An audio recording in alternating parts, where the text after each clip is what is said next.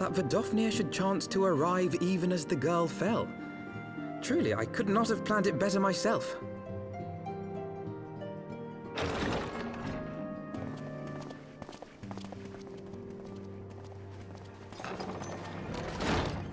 Ah, good. We were afraid you might have left.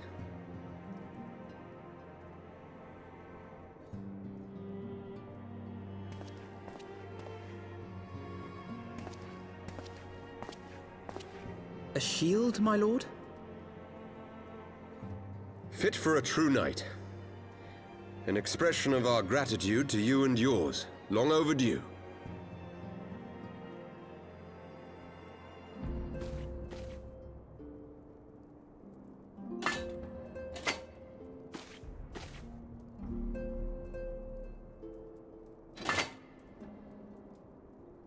But there is something else I would discuss ere you part.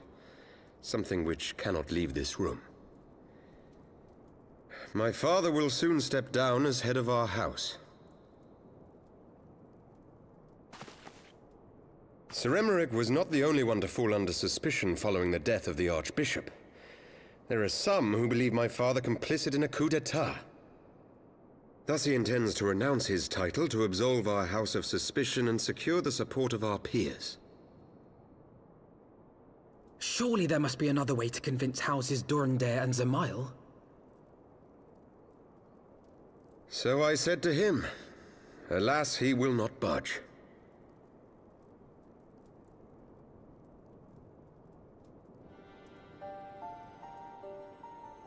Ever since I was a child, I knew that I would one day succeed my father. The thought of it filled me with pride. Yet once I learned the day was at hand, my heart was filled with naught but dread. Our legacy is built upon the lies of our forefathers. In accepting this title, am I not perpetuating this injustice? Why should I become the next count?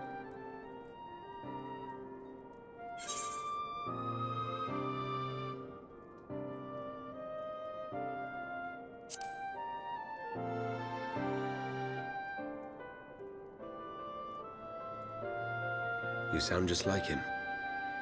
Aye, I suspect that is what Haurchefant would have said.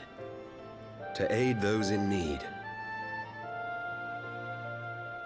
When you look on that shield, I trust you will remember his words.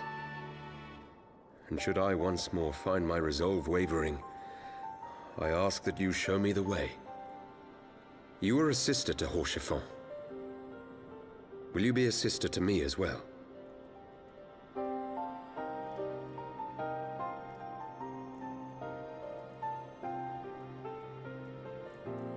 Come, Manelaine. There's much to be done. For Father, and for Sir Emeric, and for Ishgard.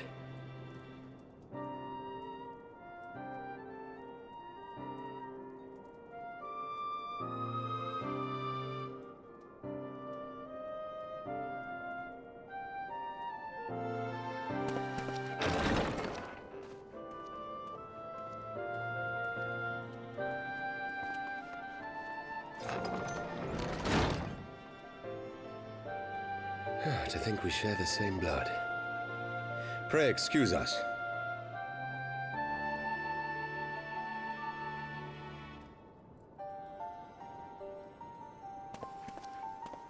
Those were the days of promises and vows, of tentative first steps into an uncertain future. A future shaped by the choices we made, in ways we could never have foreseen. Born of good and evil, of light and darkness, and shepherded by our hand. Be it for weal, or be it for woe.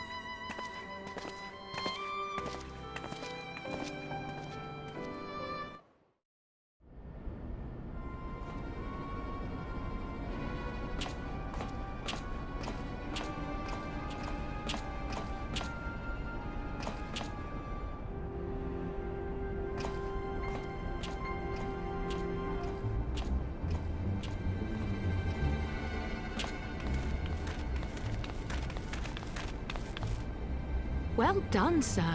And with that, I believe we are ready to proceed.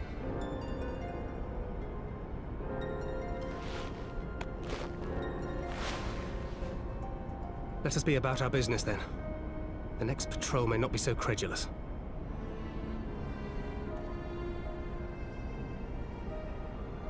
Why must you be so disappointingly brusque?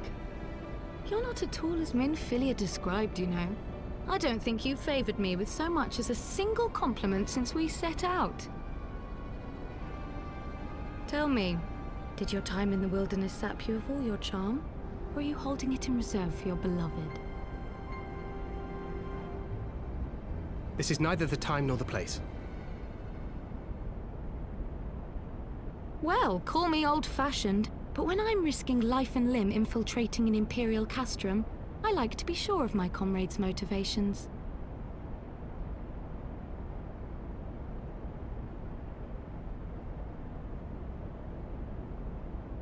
I see now where Alphino gets it from. Minfilia is dear to me. It is true. But not in the way you think. 15 years passed, when she was still but a child. There was an incident at a parade. A Gubu broke free of its fetters and ran amok through the streets of Ul'dah. Had I been more attentive, I could have prevented it. But I was distracted, and her father was killed. I feared she would never recover. But in the years that followed, she showed herself to be more resilient than I had ever imagined.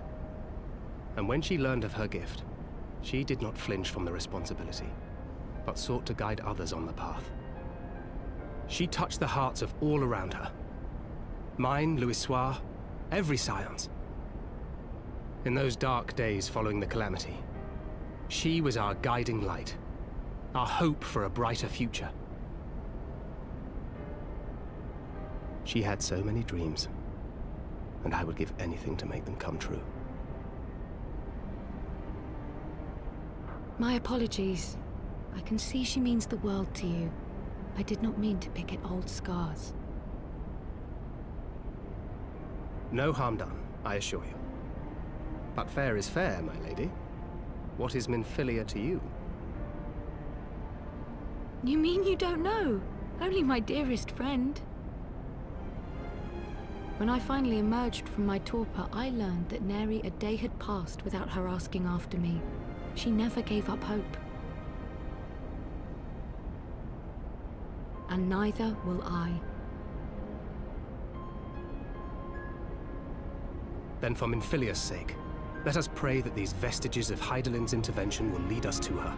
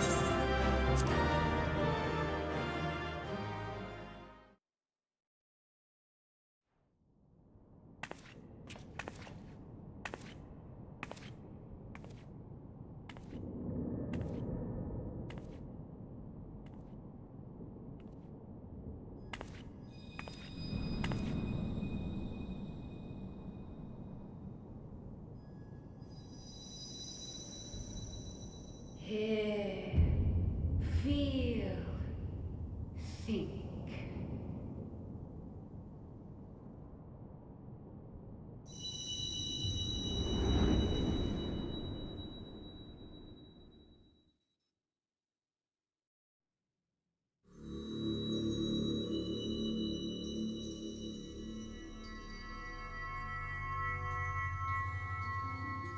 Through time and space hast thou journeyed unto me, as I knew thou wouldst.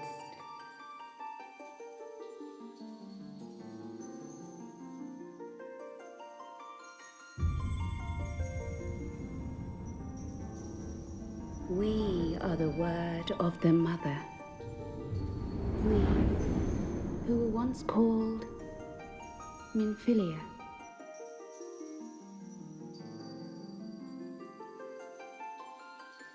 Much time hath passed for thee since the bloody banquet, since I hearkened to her word.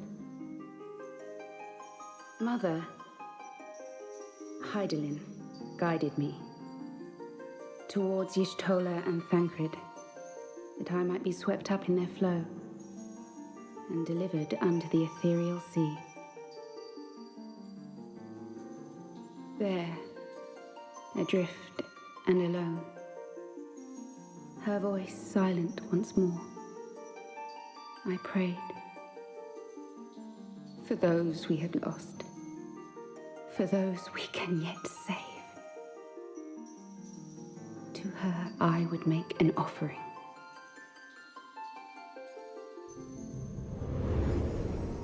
We speak now with one voice, one will, one word. Unto thee we bequeath the most precious of gifts, the truth which lieth at the heart of this world. Thus do we beseech thee once more. Hear, feel, think.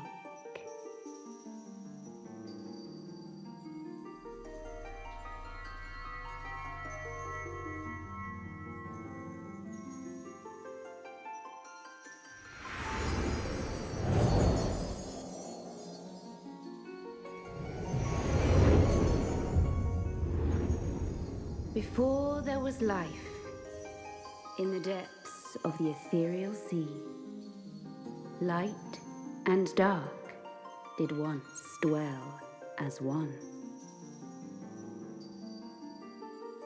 But the darkness coveted power, and the balance was broken.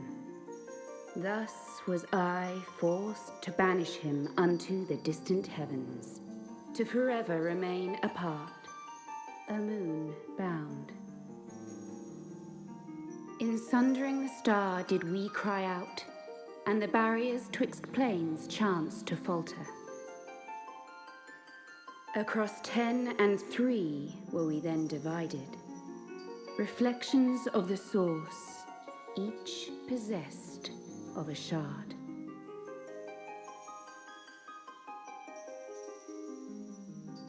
Zodiac longeth to be made whole. For his restoration, for his resurrection, his servants labor without cease. They seek to tear down the barriers which surround the source. Thus do they rejoice in their ardor, in your calamities, for each marks a rejoining.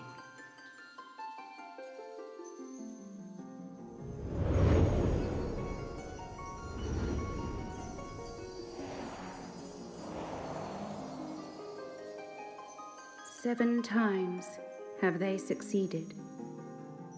7 times hath the darkness grown stronger. 7 times have I failed. The Ascians cannot be suffered to continue. This is my final.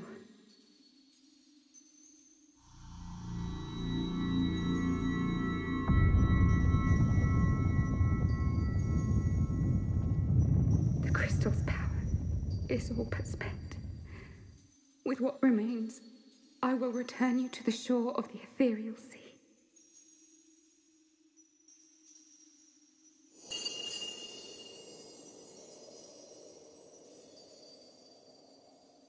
Blessed children, go forth and seek.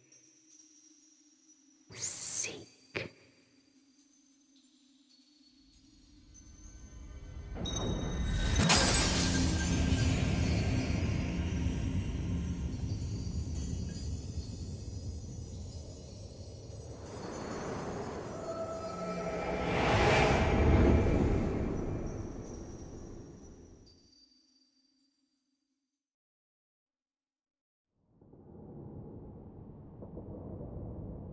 You've had another vision, haven't you?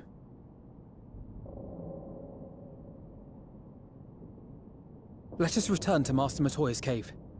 Everyone will wish to hear what you saw.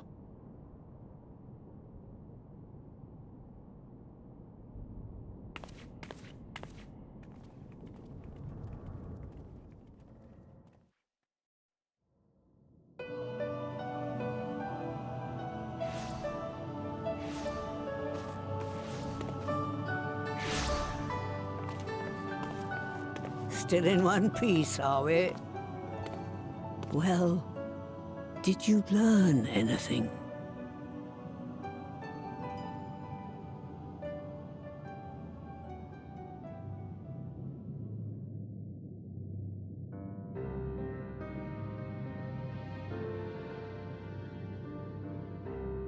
The word of the mother? I'm not sure I understand.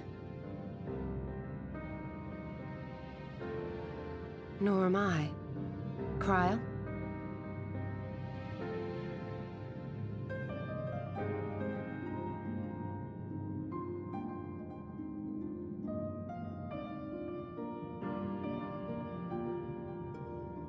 As unbelievable as it sounds, I see no reason to doubt her.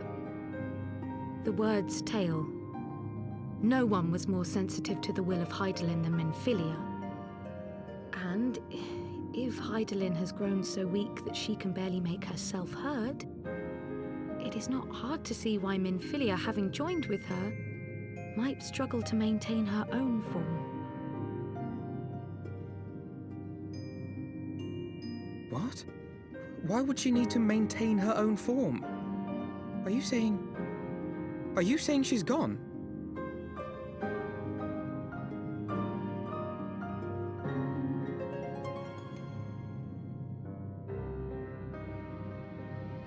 But that cannot be! Not now. Not after all we have accomplished. We were meant to usher in the dawn's light together. She threw herself on the fire to fuel your dawn's light, boy. You'll just have to usher it in on your own.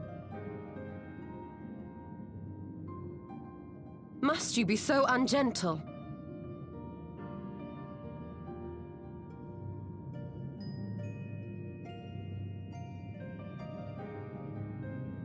Tell me about the Scions, boy.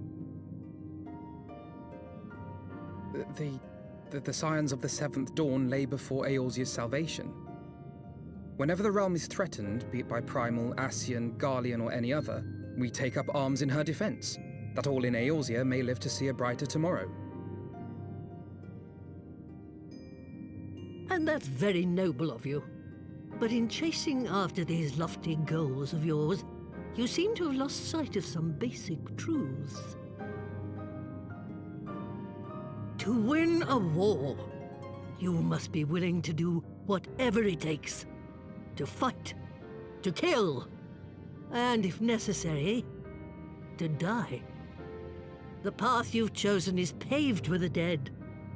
Walk it with your eyes open, or not at all.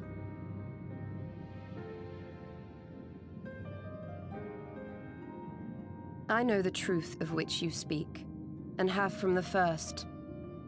If the Ascians will go to any length to resurrect their god, then we must needs be as committed to our cause, to unmask them and their schemes, and to crush them both utterly.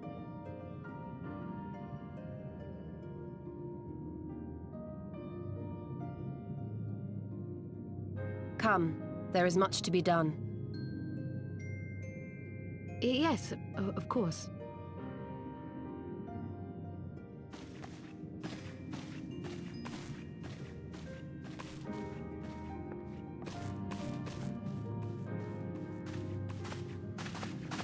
Thancred, wait!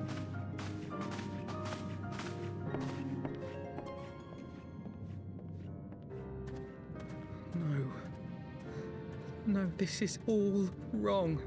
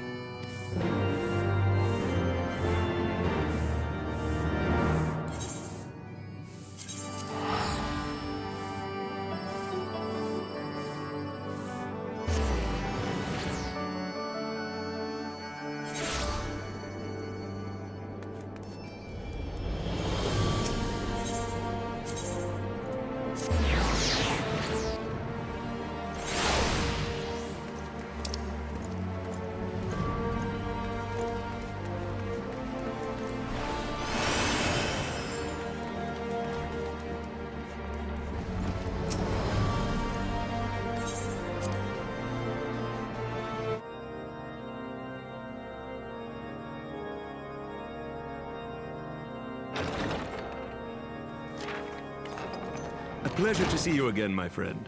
I take it you received our invitation. Good, good. You of all people should be present.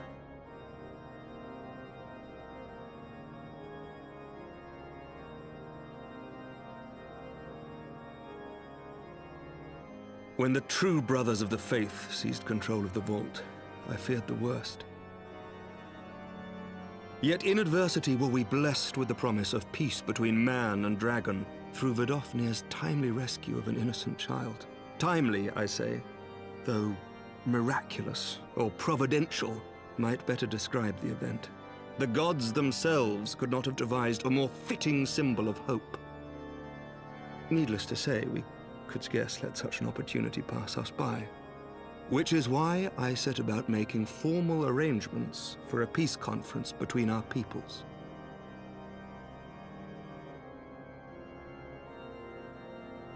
You and yours have done more to bring us together than any, and it is only right that you attend. But I confess that is not the only reason I would be glad to have you there.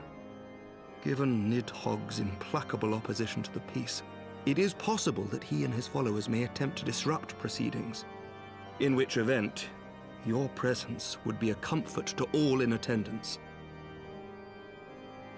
Pray understand, I have no wish to invite the worm's ire. But if our fractured nation is to heal, if we are to move forward as a people united, then we must do whatever is necessary to bring about lasting change.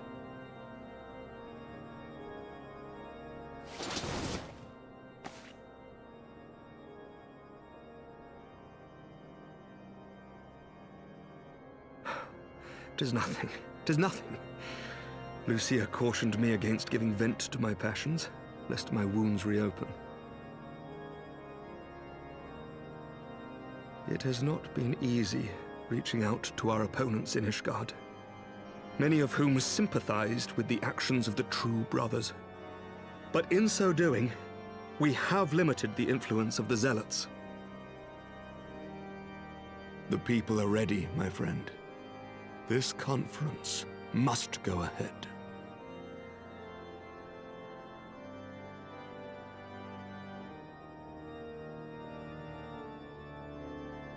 I knew you would understand.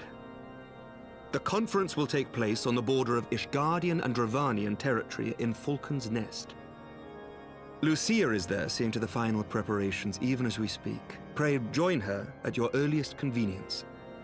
It would not do for the guest of honor to arrive late, after all.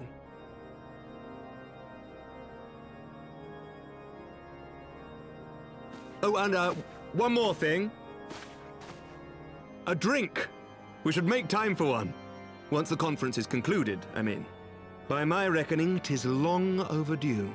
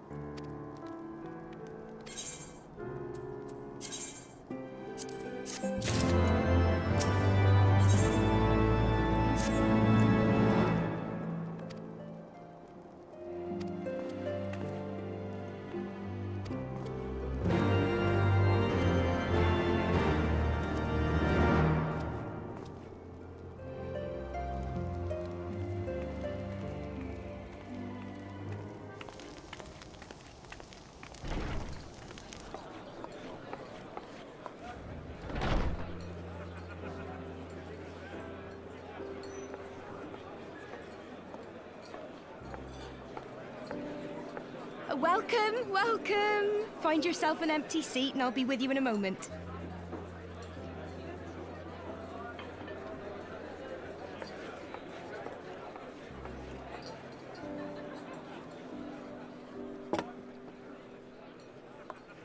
Cold out, isn't it?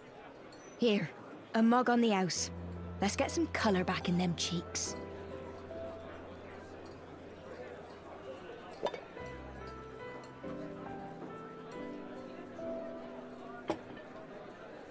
Freed food will be a bit longer than usual. We've got a lot of hungry folk to feed, what with the conference and all. Oh, so many people with cause to celebrate. To think there could be peace in our time, after all them years of fighting. When I heard about the conference, I knew I had to come. I knew I had to be here, to do my bit. My husband, he died fighting the dragons, you see. And here we are, about to break bread with him.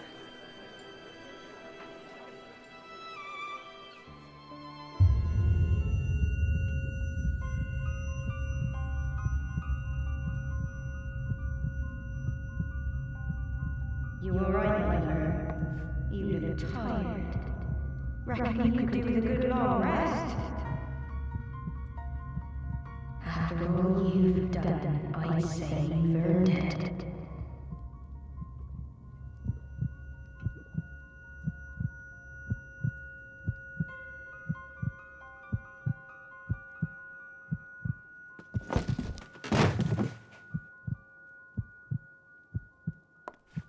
Sleep now. Sleep. Sleep and leave us to our affairs.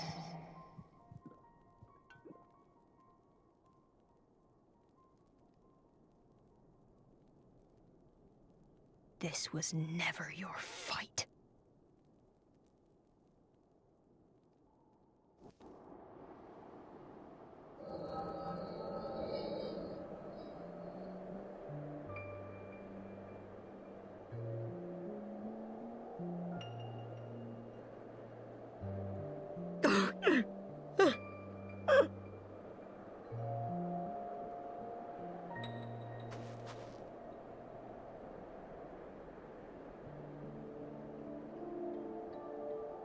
My son. They told me he walks in Alone's halls. Him and the rest of his unit. They told me the same.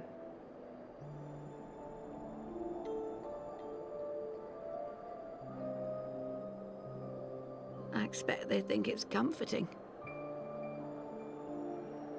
Every time I come, I cry. I cannot bear to remember, but to forget would be 1,000 times worse. Yet that is what they would have us do. Accept this truth for the sake of peace. Bury the past and look to the future. But he was my future. My flesh and blood. My heart.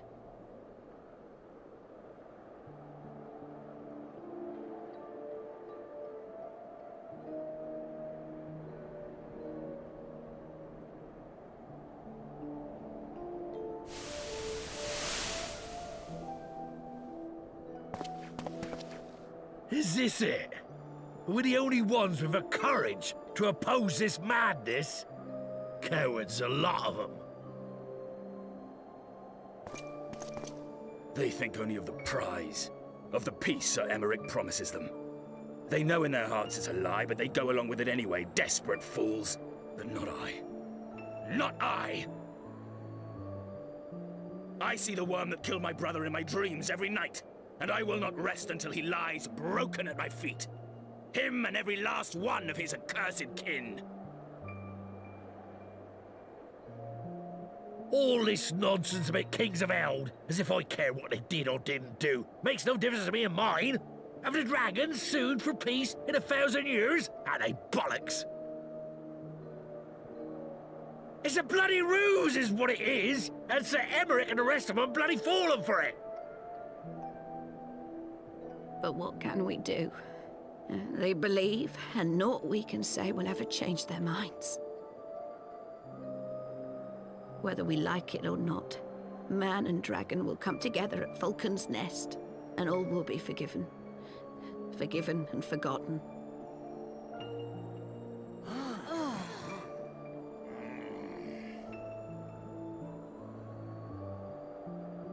No. I will not let that happen.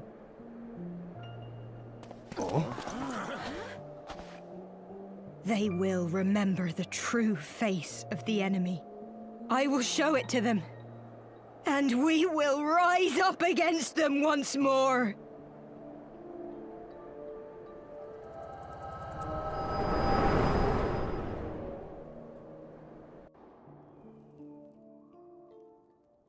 Hey! Hey! This is no time for napping.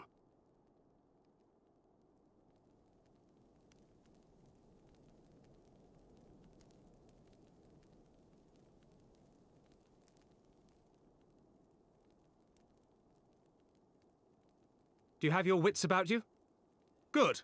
Come with me. We have a crisis on our hands.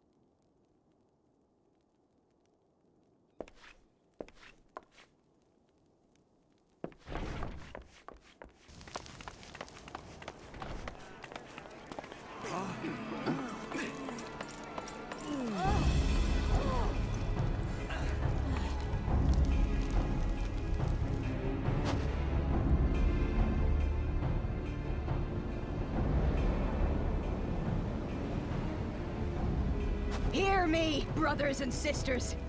Do not be fooled by the honeyed words of the Travarnians. The peace they promise is but a prelude to slaughter.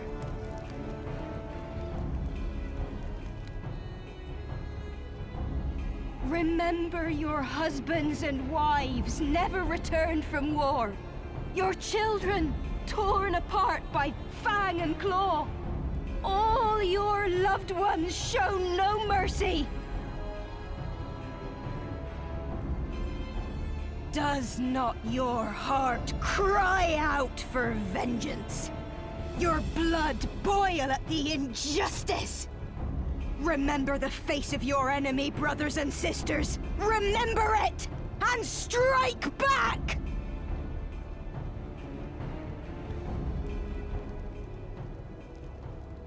You there! Don't just stand around gawping! Do something, man! Stop her! Yes, my lord.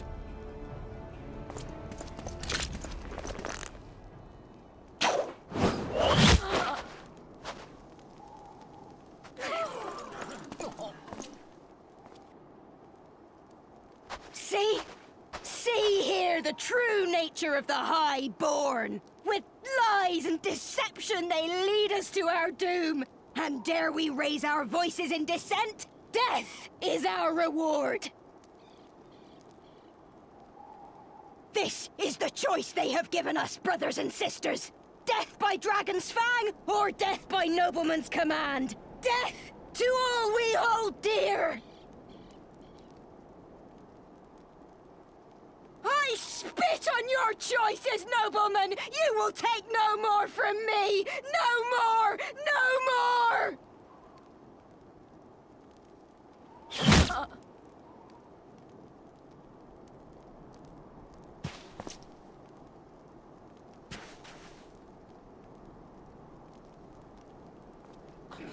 What have you done?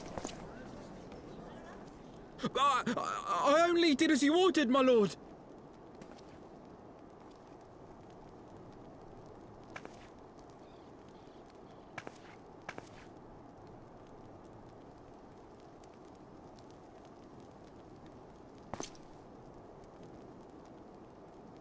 I gave no such order!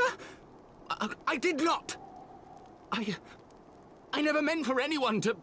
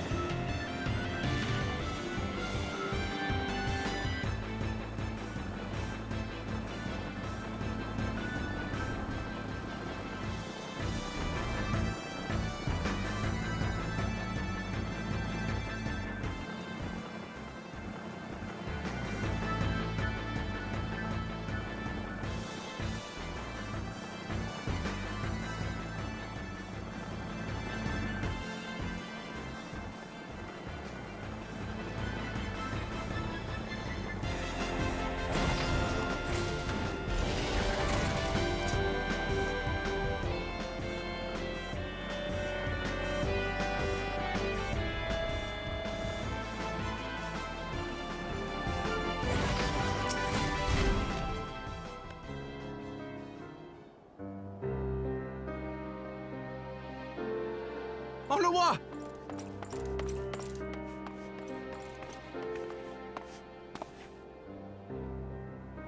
No, no! What have they done to you? Onawa! Onawa!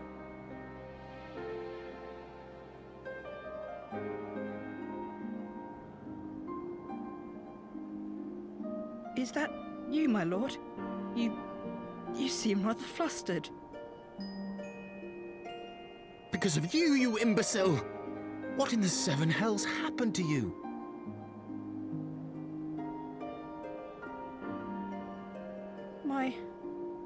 My apologies. Some few of the guests expressed a wish to leave, and I implored them to stay. It would seem they took issue with my request. Oh, gods forgive me. If I had only been more careful with my words.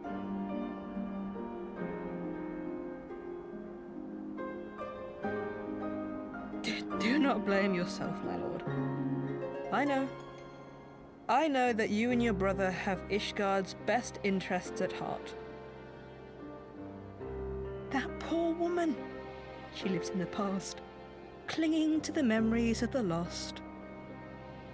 But the future holds so much promise, so much joy.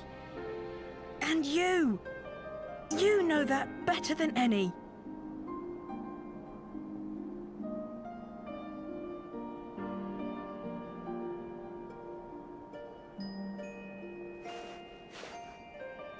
Onawa?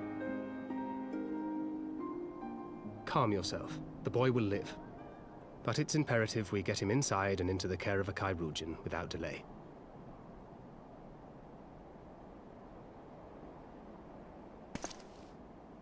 Oh, we were so close! Why does it all have to fall to pieces? Don't they want to live in peace? Don't they want to be happy? We all want the same thing! And still it falls to pieces!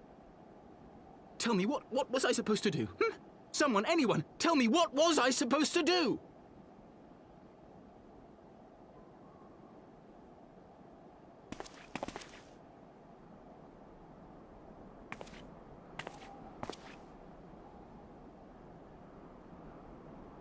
Stop looking to others.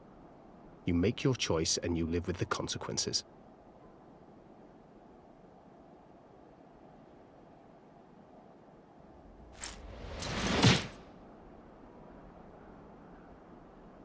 And what would you know about consequences? You who always know just what to say and just what to do. Your every deed is greeted with a round of applause.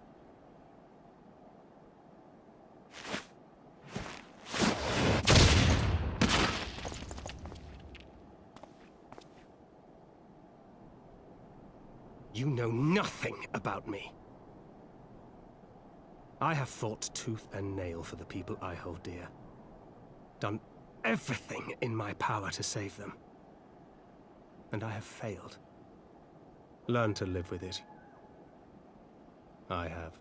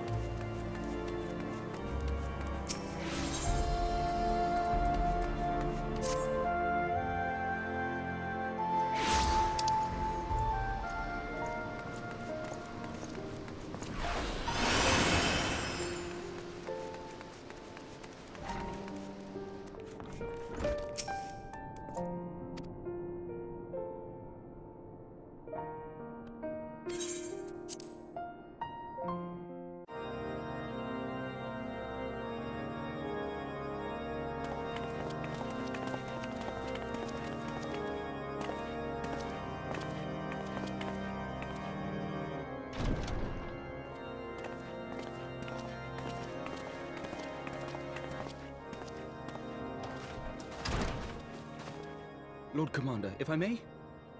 I wish to speak with you before the Grand Melee.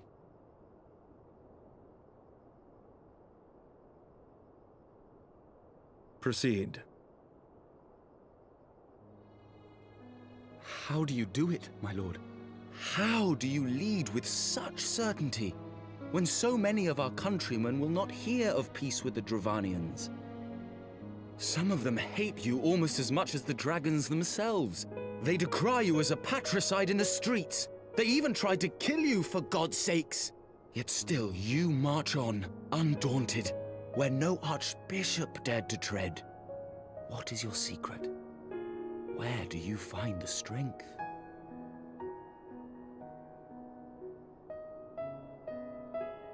For centuries, our nation has been punished for the sins of our forefathers.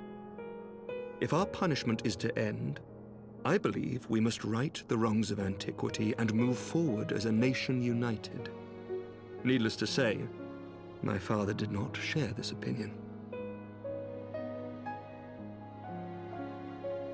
He did not believe the people strong enough to bring about their own deliverance, trusting only in himself. Tyranny seemed to him the only solution. But I have faith in the people, Lord Amanalain. I have faith that they will weather this storm and overcome every trial we set before them. Many have fought and died to see this blight upon our nation's history cleansed, and I would not let their sacrifices be in vain. Though we invite reprisals, the risk is worth the reward.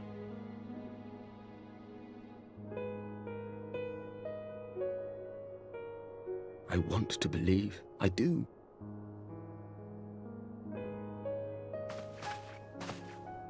Lord Commander, through my careless orders, a pall has been cast over these proceedings, and I beg the opportunity to make amends. I, Amanalain de Forton, do hereby request leave to take part in the Grand Melee.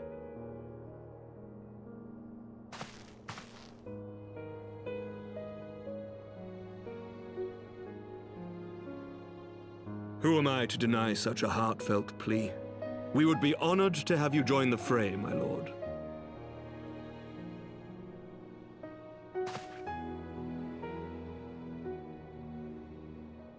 You will take charge of the Ishgardian forces. For all my other responsibilities, I am still Lord Commander of the Temple Knights, and I would not soon yield this duty to another. The esteemed Sir Emeric leading the Temple Knights and the Watch into battle along with my youngest. I could wish for no more. Then you wish for too little, my lord. There is another who might yet join the fray. An indispensable ally to whom we owe much and more.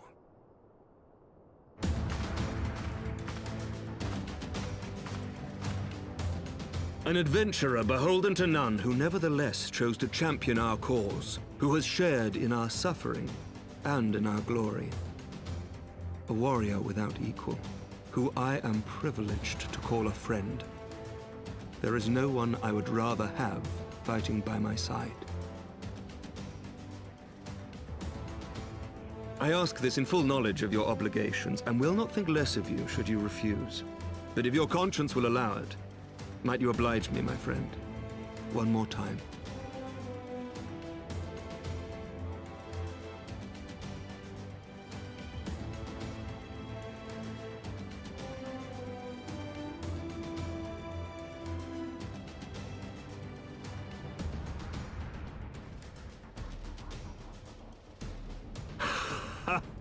Together we shall give the people a spectacle for the ages, a celebration to mark the dawning of a new era.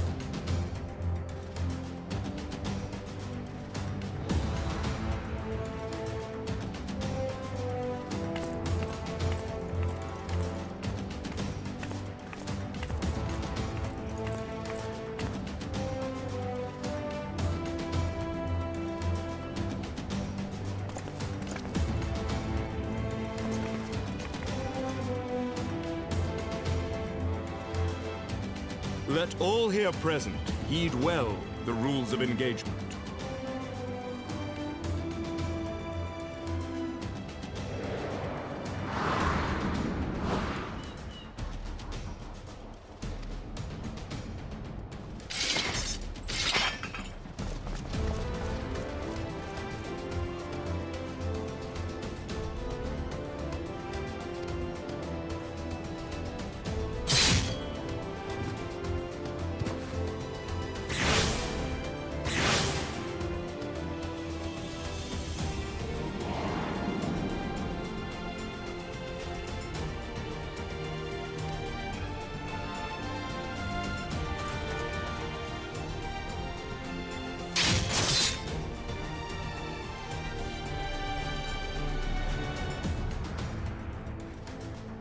For the honor and the glory of Ishgard.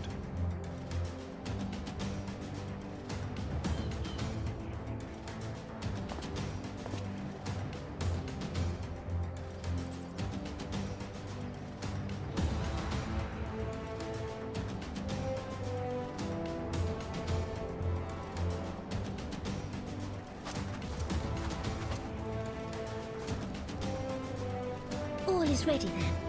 Very well. Brave men and women of the Eorzean Alliance, let the grand melee begin!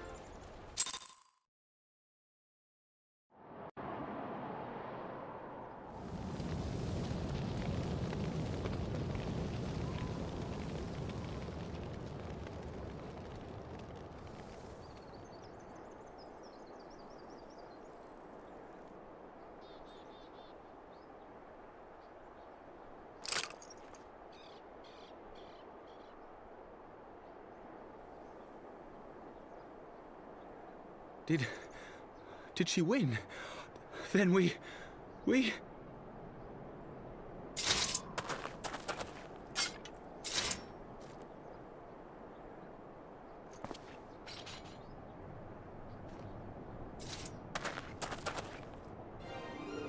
Victory is ours!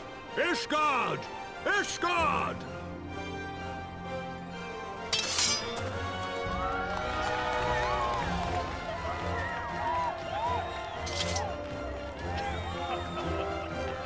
Well fought! Well fought, my friend! You truly are the warrior of warriors. Thank the Fury you were on our side.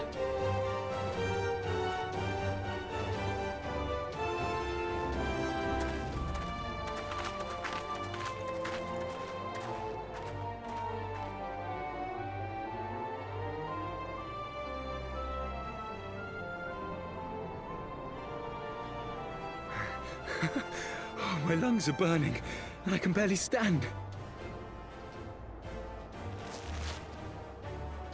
I didn't think I could do it, but then I did. We did. We faced the Alliance's best, and together, with one heart, with one purpose, we prevailed.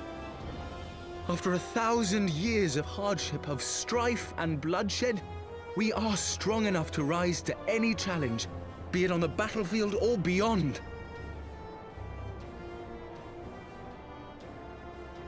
The future holds so much promise, so much joy.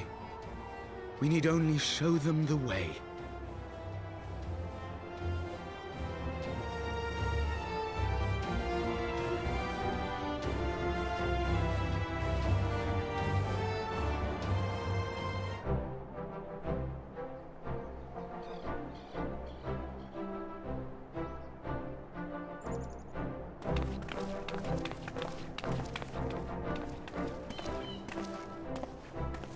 A truly magnificent display, Sir Knight. While doubtless less than pleased, I am quite sure the Grand Companies are honored to have been bested by such valiant warriors.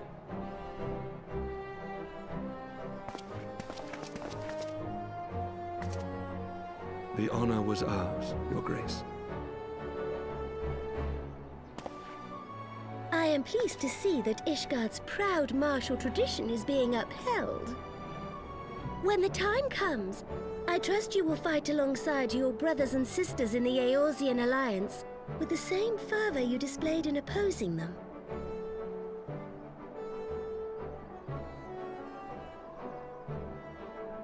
I note that our friend elected to take the field in Ishgardian colors.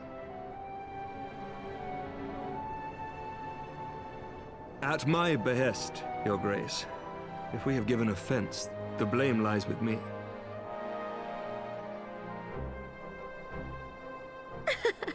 Fear not, Sir Knight. It was a surprise, nothing more. And any hint of ill feeling was thoroughly dispelled by the spectacle of our mutual friend's duel with General Raubarn.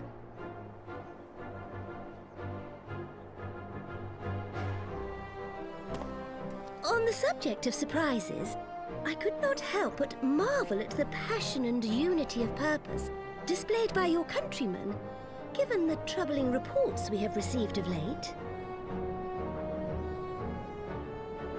I shall take that as a compliment, Your Grace. The events to which you allude are the price of change. The end of the Dragonsong War marks the beginning of a new era for our nation, and for the people, high and lowborn alike, who will lead her into the future. Ah, yes. The people.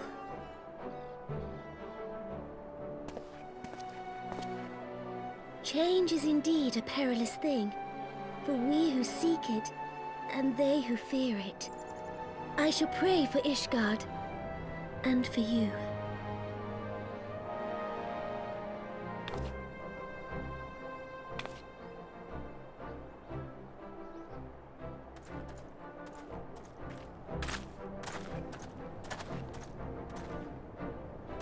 Well, that made for a refreshing change. Congratulations on your victory, by the way.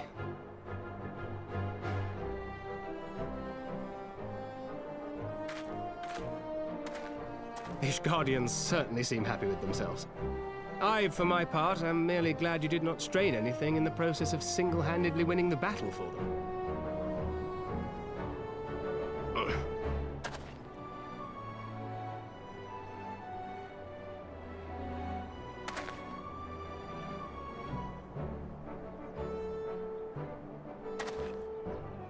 Tis but a scratch, I assure you, and I will not suffer you to worry over me. Not when we have a dozen far more important concerns. Make that 2 dozen. Still, as Y'shtola never tires of telling me, we can but face them head-on, one at a time. One day at a time. As Minfilia would have done.